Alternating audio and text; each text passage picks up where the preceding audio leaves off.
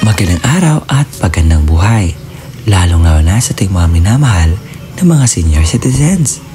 Sa araw na ito mga lolo at lola, meron po ihahatid na magandang balita. Ako po pala si Ruel Mendoza Tanyo at magbabahayag ng balita na dapat ninyong malaman. Attention sa lahat ng mga senior citizens. Social Pension Payout Schedule, October 6, 2025. Ating alamin ang buong detalye sa balitang ito. Ang content na inyong mapakinggan sa araw na ito ay una, ang mga lugar kung saan may magaganap na payout sa social pension for indigent senior citizens. Pangalawa, saan po ba ang payout venue? Pangatlo, ano po ang oras sa inyong payout? Pang-apat, ano ba ang kompletong detalye ng mga requirements? At panglima, ang mga dagdag paalala patungkol po sa inyong pong payout sa social pension for indigent senior citizens. At inaanyayahan kita na tapusin mo ang video na ito hanggang sa dulo nang sa gayon makuha mo ang punto ng video kong ito. At kung ikaw ay bago pa lang sa aking YouTube channel at gusto mo ganitong content na pinag-uusapan ang payout ng ating mga senior citizens, ang update na kanilang benepisyo at mga balita patungkol sa ating mga senior citizen, ay i-subscribe na ang aking YouTube channel. Dahil araw-araw po ako nag-upload ng mga informative contents that really helps our senior citizens na maging updated sila sa kanilang mga benepisyo, payout at iba pang mga bagay. At makakaasa ka na lahat po ng iyon ay lehitimo at hindi gawa-gawa lamang. At kung nais mo na maging updated ka sa mga videos na i-upload ko pa dito sa aking YouTube channel, ay i-bell notification mo na para kada upload ko ay ma-update at ma-notify ka. At sa punong ito, hindi na natin papatagalin pa na pag-usapan ang bagay na ito. Let's go! Ang una sa ating listahan ang Barangay Salamanca sa Toboso, Negros Occidental. Dahil sa October 6, 2025, ito po ang detalye sa inyo pong payout. Sa Sitio Bununacan, San Roque, Turil, Plaringding, Taipo, Tigib, meron po magaganap na payout sa inyo pong mga sitio. Ang kasunod sa tinistahan ay ang Hagna, Bohol. Dahil sa October 6, 2025, ito po ang mga barangay na mag-payout. Sa Barangay Calabasita, Barangay Mayana, Barangay Buktol, Barangay Cambugason, Barangay Udyong, Barangay Canipol, Barangay Lunoy, Barangay Tubod Monte, Barangay Kamungaan. Yan po ang kompletong mga barangay. Ngayon naman ay pupunta tayo sa MSWDO ng Mahayag. Dahil ito po ang kompletong mga detalye sa mga lugar na magpe-payout sa October 6, 2025. Una, ang Bagong Balamban na may 132 pensioners. Bagong Dalagete na may 23 pensioners. San Vicente na may 82 pensioners. Barangay Dilusong na may 120 pensioners.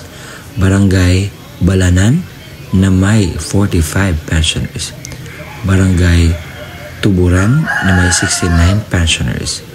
Barangay Bunyaw na may 120 pensioners. Barangay Mangiles na may 120 pensioners. Barangay Diwan na may 118 pensioners. Barangay Lower Salugdako na may 136 pensioners. Barangay Upper Salugdako na may 100 pensioners. Barangay Kaangayan na may 99 pensioners. Barangay Guripan na may 86 pensioners. Barangay Lurman na may 164 pensioners. Lower Santo Niño na may 136 pensioners. Sa Barangay Tulan na may 30 pensioners at Barangay Malobo na may 44 pensioners. Sa BLGU ng Hukab, ang inyong payout sana ay October 3 but na-postpone at naging October 6. Ito po yung mga barangay na magpi-payout sa araw po ng October 6. Barangay Bulog, Hukab, Nagakadan, Hulungan, Ambabag, Pinundungan, Pagingge. Sa October 6 to 8, meron pong magaganap na payout sa Pasil, Kalinga. At ang inyong payout venue ay magaganap po sa Barangay Hall. At ito po ang mga barangay na mag-payout sa October 6. Sa Barangay Kagaluan, Barangay Ableg, Barangay Dalupa, Barangay Magsilay, Barangay Balin Siagaw Sur, at saka Baling Siagaw Norte. Ang kasunod na lugar na ating pag-uusapan ay ang Zamboanga Peninsula. Dahil sa October 6, 2025 sa MSWDO or Munisipalidad ng Mahayag, ito po yung mga barangay na mag-payout sa October 6, 2025. Sa Bagong Balamban na may 132 pensioners, Bagong Dalagete na may 23 pensioners, sa San Vicente na may 82 pensioners. Ang niyo pong payout venue ay San Vicente. Sa note, sa Barangay Bagong Dalagete will host the morning snack. Sa Barangay San Vicente will host the lunch. Sa Barangay Dilusom na may 120 pensioners, sa Barangay Balanan na may 45 pensioners morning, at sa afternoon naman sa Tuburan na may 69 pensioners. Note, Barangay Balanan will host the morning snack and Barangay Tuburan will host at lunch.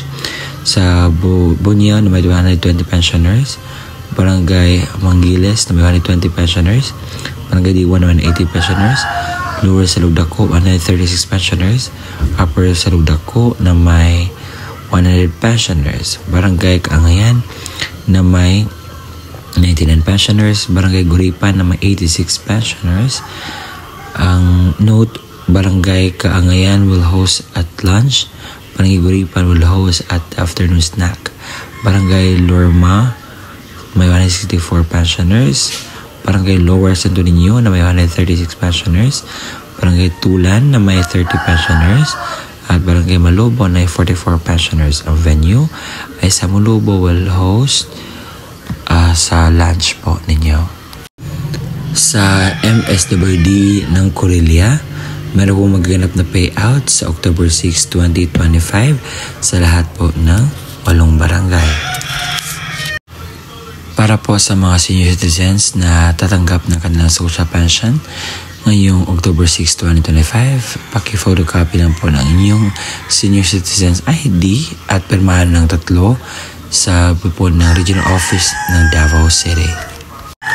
Ang kasunod po ay ang Pandol, Corelia, Bohol.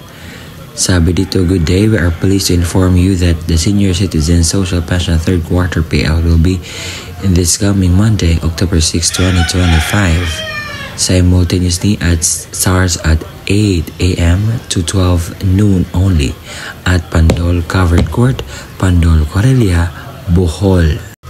At yun po lahat ng mga lugar na mag-payout sa October 6, 2025. At ibigay ko na po ang lugar, payout venue at payout time. At lahat mo ng iyon ay lehitimo dahil ayaw ko pong magbigay ng mga fake news na mga balita. So mangyayari po yun sa araw po ng October 6. Wala pong mga kasinungalingan dito. Sa mga nagtatanong, sir, bakit wala po sa aming barangay? Bakit hindi po na-mention? So, ang gagawin niyo po, pumunta kayo sa pinakamalapit na barangay sa inyo at tanungin po ang update. Kasi may ibang barangay na hindi po sila nag-update dito sa Blue App at kayo na po mismo ang pumunta doon para kunin po ang mga dapat ninyong kunin. Dahil para po may mga barangay na sila lang po mismo ang nagpo-post, hindi po ako. Hindi ako makapag-kita sa iba dahil yun nga, pinupost nila sa barangay ninyo. So yun na, pumunta kayo doon at alamin or magtanong kayo sa person in charge sa social pension na schedule. At ngayon, alam ko naghihintay kayo sa requirements. Ano ba yung dapat mong i-ready for payout kasi no requirements, no documents, no payout po. Kaya naman pakinggan po ang kompletong detalye ng requirements. Social pension for indigent senior citizens. Kung senior citizens or benepisyaryo ang kukuha ng kanyang payout, isang malinaw na photocopy or Xerox ng senior citizens ID na mayroong 3 original na pirma or thumb mark katulad sa ID ng senior citizens. Paalala, panatiling presentable ang mga dokumento, ilagay sa plastic envelope nang iwasang magusot. Huwag bilutin ang mga papel at siguraduhin pareho ang pirma o thumb mark base sa senior citizens.